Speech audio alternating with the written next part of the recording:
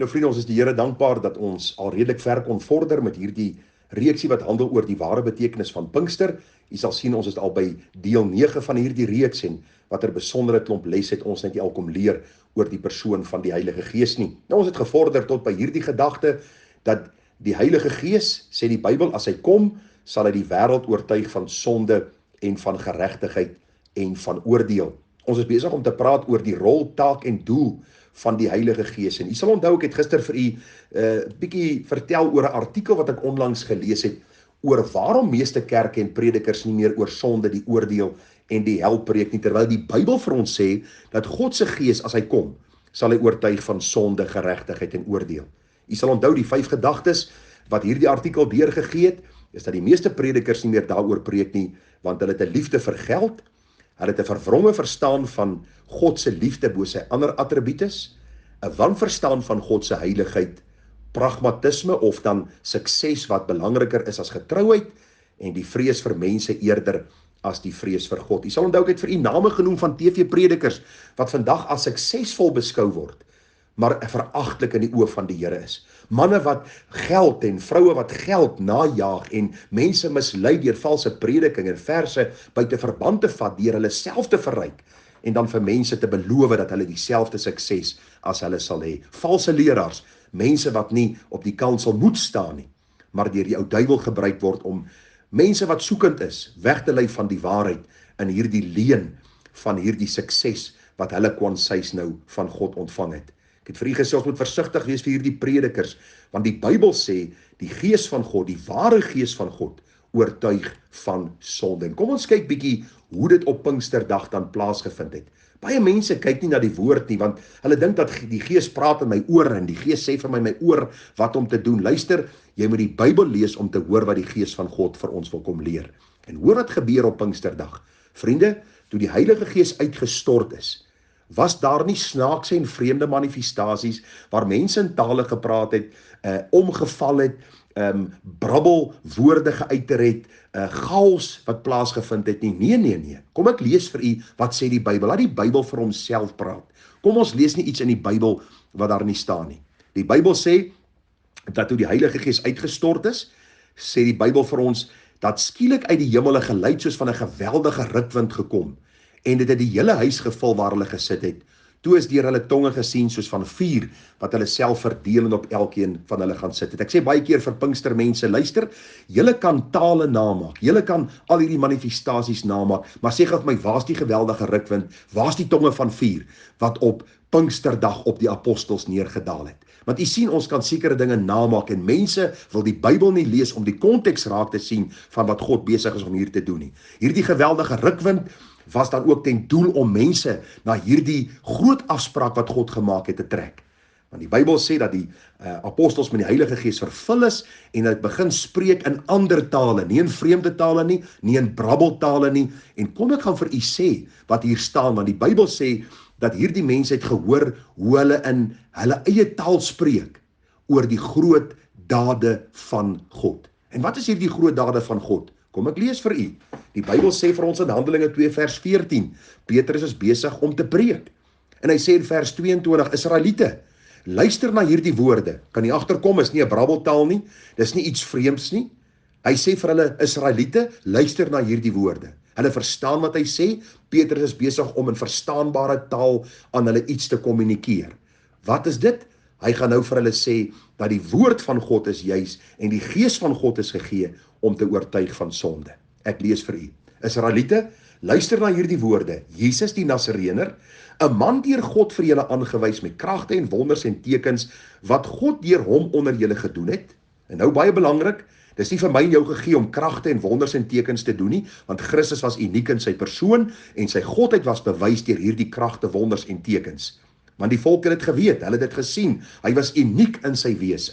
Nou vers 23. Petrus is besig om te preek. Hulle verstaan wat hy sê. Petrus sê hom, hierdie Jesus, wat deur die bepaalde raad en voorkennis van God oorgelewer is, het julle deur die hande van goddelose manne geneem en gekruisig en omgebring.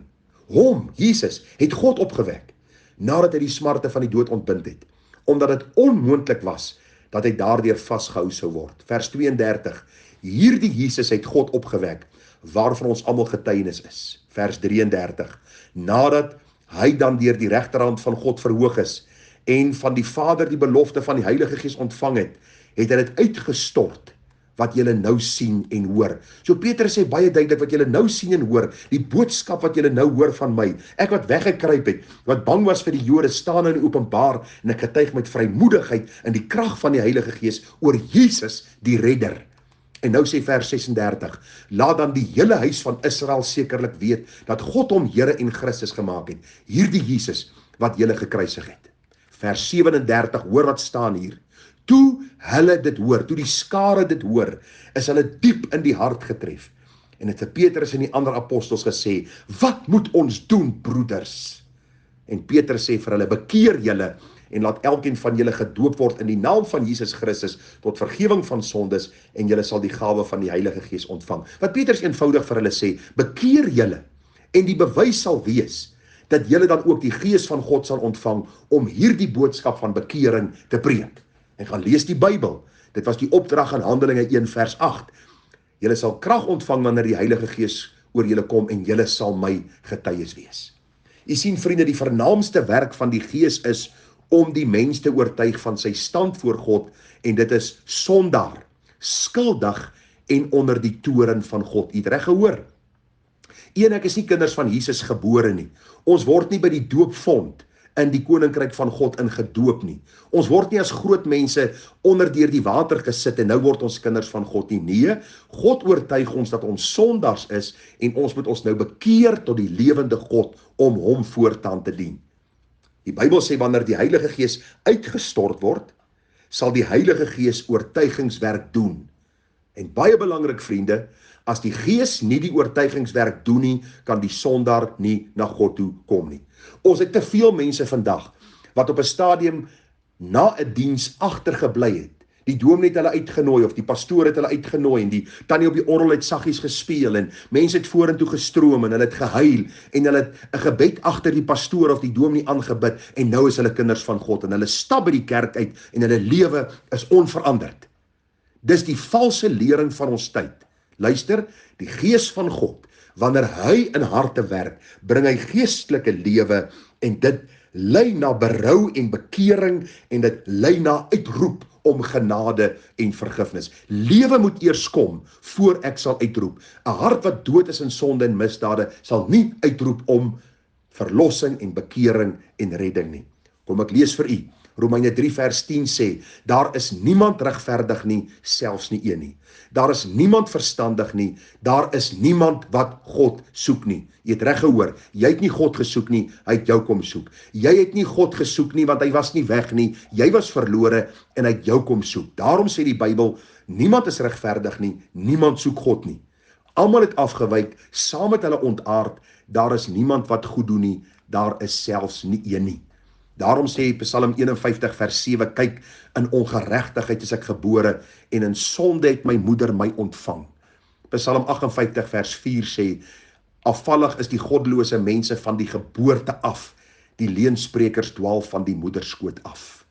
So belangrik, Romeine 3 vers 23, want almal het gesondig, en dit ontbreek hulle aan die heerlikheid van God. Ek staan skuldig voor die lewende God. Daarom is die Heilige Gees uitgestort, om deur die prediking van die woord ons te oortuig van ons sondigheid, ons sondige toestand voor God, dat ons nie vriende van God is nie, maar vyande van God, en die oomblik as die Gees lewe bring in my siel, verstaan ek dit, sien ek dit, en roep ek uit om genade. U sien, die Gees oortuig die sondaar van sy sondestand voor God, en alvorens die sondaar hom nie bekeer nie, kan en sal hy nooit die werking en leiding van die Heilige Gees kan ontvang en in sy lewe beleef nie. Verstaan nie waarom ek sê, daar is baie valse predikers, die meeste praat oor geld, oor gesondheid, praat oor sukses in die lewe. Die Bybel sê, as die Gees van God, die ware Gees van God uitgestort word, soos op Pinksterdag, dan sal ons ook soos die apostels, die evangelie preek. Ons sal die Gees se werking sien. Ons sal hoor hoe mense uitroep, wat moet ek doen om gered te word? Ja, of ons sal die vrug sien van hulle, wat hierdie boodskap gehoor het, wat deur die Gees se verstaan, besef het dat hulle verlore is, en uitgeroep het om genade. Daarom wil ek vir u sê, en ek wil vanmôre vir u vermaan, en ek wil vanmôre u oproep, dat u sal besef en verstaan, die primêre taak van die Heilige Gees, is om vir ons te leer dat Christus het aan die kruis gesterf, om sondaars te red, van wie u en ek die vernaamste is. U en ek is nie goed gebore nie, ons is nie gered gebore nie, ons is verlore gebore, daarom moet ons gered word. Dank God dat hy sy Gees uitgestort het, wat ons kom soek, wat lewe in ons dooie harte kom bring, sodat ons kan uitroep om genade. Mag die Here vir u wysheid gee, dat u hierdie saak met die Here sal uitmaak en seker sal maak, dat u ook God se Gees en die werking van sy Gees in u lewe ervaar het, dat u besef het u is 'n sondaar, dat u uitgeroep het om genade en vergifnis. Mag die Here ons wysheid gee, môre sal ons bietjie kyk na die gedagte, dat die Gees oortuig ons van geregtigheid. Ons sal bietjie sien wat dit beteken. Seën vir u, mooi dag verder daarna.